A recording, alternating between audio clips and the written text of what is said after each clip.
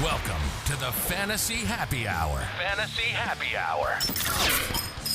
Presented by Sportsneak. With your hosts, Justin Sauce and Terry Licious. Starting in 3, 2, 1. Boom. Welcome back. Episode 89, Fantasy Happy Hour, Week 11. We got the Tennessee Titans versus Aaron Rodgers' Green Bay Packers. This is going to be a good one, Taryn. It's going to be a little bit more exciting than last week's. Last week's a little bit more low-key, even though the game itself was in the middle. Let us know what you got for the Titans versus the Packers. Well, I should preface that we're recording this 2 weeks out because Justin's going to Mexico. So that's worth stating because injuries could matter here. There's a couple happening right now, but I mean, we still got a whole week worth of play here for both these teams. Titans have now cushioned a bit of a lead in the AFC South, so I think they're going to hold that pretty well right now. At least there's nobody really showing any sort of power to come up and take that from them in that division right now. But and then of course the Packers are getting dominated by my Vikings. Packers are struggling. I don't know what's up. A lot of people are now saying Aaron Rodgers should have left this off season. I'm not really sure, but they do not look good. Like, they are battling injuries all over the ball. Their defense is playing great for being a losing team. But, you know, it's hard to predict. They have not looked good. Rodgers hasn't looked great. So I'm going to dive into it with QBs here, but I'll start on the other side of the ball. I think Tannehill is going to be back. The expectation is he might be back this week. So he's likely to be back in 2 weeks, which is a huge uptick in this pass game because Malik Willis has not looked good. He hasn't thrown much at all. I think they're just, giving him safe bets or long, deep throws to not, cause any turnovers and kind of lose his confidence. He's throwing I think 14 times a game. So I think he's 5 for 15 the last time I seen it. So Malik Willis is playing. Basically, he's a fade. But Tannehill on the other side, I think could be a great kind of leverage play in this game. This is a tough passing D. So they rank number 1, the Packers secondary in pass D, even though they're 3 and 6, I think they are now. So they've been very disappointing, even though they have been playing well. So I do think Tannehill, with his weapons, with the team getting healthier, and with Henry playing as the way he is, that kind of opens up a lot of the pass game because they have to put so much into blocking the run in this offense. So I do think Tannehill's playable. If we go to the other side, even though Rodgers has been losing, he's averaging 15 DK points, which is pretty good. They've been in losing scripts every week. So they have been passing the ball a ton. This defense almost beat Mahomes last week. So the way Aaron Rodgers is playing, I don't know if this makes me feel great about playing him. And they were talking a lot last night about how unhealthy this defense is and how much they're going to get back here shortly. They are playing great defense on Tennessee's side of the ball. I think this could only get better in 2 weeks, and this could cause another Lions scenario where they 3 picks to Aaron Rodgers, a bunch of sacks, a lot of pressure. This offensive line in Green Bay is just broken. So I just think, you could lean on the defense here as a kind of a play and kind of fade Rodgers in this game if you think the Titans D's kind of back up. Aaron Jones tests came back negative, so going to running back here. So I expect him to play. Maybe not this week, but definitely next week. This was supposed to be like a 2-headed monster backfield with him and AJ Dillon, and this has not come to fruition. This backfield hasn't been great because, of course, the games have been in losing game scripts, so rushing the ball hasn't been as important, and this offensive line has not played well all season and been injured a lot. So Dillon, I don't think is much of a play. He's kind of a punt play to get a TD on the goal line. I think he's looked rather poor for expectation. He's a big back and he just isn't getting yards. He's chunking those 2-3 yard plays, but nothing substantial. Aaron Jones looks like more of a spark in this offense if you watch them play. So I think he's a better play. He averages 16.1 DK points. He's also really used in the pass game. So the lack of wide receiver weapons does lead Rodgers to use his running backs a ton comparably. So I would lean to Aaron Jones in this one. The other side of the ball, you don't really have to talk much about Derrick Henry. is not slowing down, averaging 23 points per game, averaging 25 touches in his last 5.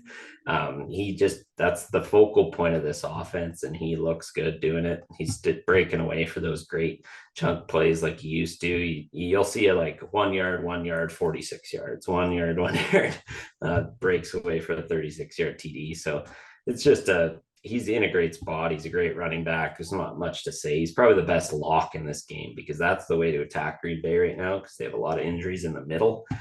So I think, King Henry's kind of that one lock that I'll play in every lineup. It's silly not to, I think. But that is like the huge fake because he'll be 90% owned as he always is. You move to wide receiver. Tough matchup for the Titans, like I said, and their wide receiver group is kind of weak. So you have Robert Woods, who could see an uptick. Ever since Malik Willis came in, Woods has saw minimal work. We also see Westbrook-Ikhine here. He's a bit more of a deep threat. I tried to look deeper into this wide receiver pool, but they just don't play. They, on average, I've seen there's 2 other wide receivers in their pool, and they've only had 1 reception all year, and they barely see the field because they run the ball so much that they're always running 3 tight ends, 2 tight end sets. Like they're almost never playing wide receivers. So I think if you're going to go there, you go Westbrook-Ikhine or Robert Woods because those are the only 2 seeing the field a substantial amount. But again, tough matchup here. It's more of a punt play overall. The other side, Lazard's back. He's the clear number 1 here. With kind of the injuries too. There's quite a bit of injuries in the back end. Romeo Doubs, I expect to be out for a while. I think he came back high ankle sprain. And then on top of that, we see Christian Watson kind of out again, could be back to play. But Lazard is getting his usage when he's playing and he's healthy. It seems like he's back up to healthy. He's going to see those 6 to 8 targets. He's the reliable guy in this offense. So I think you lean him. Sammy Watkins has not looked anything like his old self. So I think he's more of a fade. But I do like a guy like Samuri Turi and Christian Watson if they're back. Turi missed a TD by inches last week to have 2 weeks in a row with a touchdown. He's also seeing a lot of uptick usage with Romeo Doubs out. So I think he's kind of a great little sneaky play that'll be mid-priced, I would guess. And this carousel of injuries could just continue depending on how this week goes. So I would lean there. Tight end, Tanya and Degara are both playable. They're both seeing, 4 to 5 touches. Again, this is an offense battling injury at wide receiver, so they're utilizing every other piece of their offense who isn't injured.